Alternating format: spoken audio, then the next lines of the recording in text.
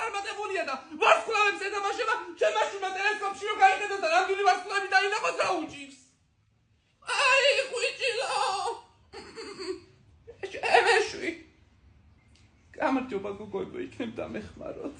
Ცუდად არ გამიგო, მაგრამ ჩემი ბავშვი ძალიან ისეთი ბავშვია რა, მორიდებული და თავის უბედური და მინდა რომ რაღაცით გავახარო, იმიტომ რომ თავისი ძმაკაცები და ისინი სულ კარგ დღეში არიან და კაი მშობლების გაზრდილები არიან და ფული მოყვება ხოდით გამგე და ჩვენ არა გვაქვს ფული და რაღაცით მინდა პატივი ვიქცე რომ ბავშვმა ვარსკვლავები დაინახოს და რომელ ტელესკოპს მირჩევ.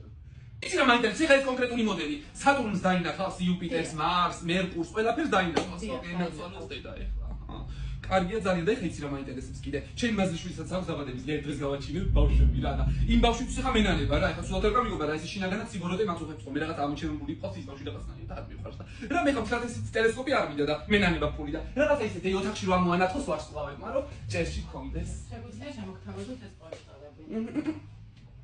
რომლითაც ოთახში დაინახოს პლანეტებსაც და ვარსკვლავებს. გადავჭრიანდება ოთახი ხო? მეტი რაღა უნდა გავუკეთო, ისე მეზიზნება ეს ჩემი მაზლიშვილი, მეტი რაღა უნდა გავუკეთო.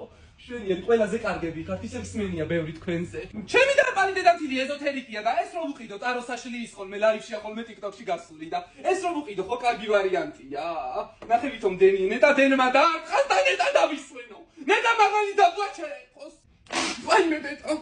უი რა კაი რაღაცა. ჩემ ქმარს მის დღეებში წიგნის კითხვა ეზარებოდა ძალიან გაუნათლებელია და ამაზე მაინც არაფერი წერია და ამასაც ავიდებ.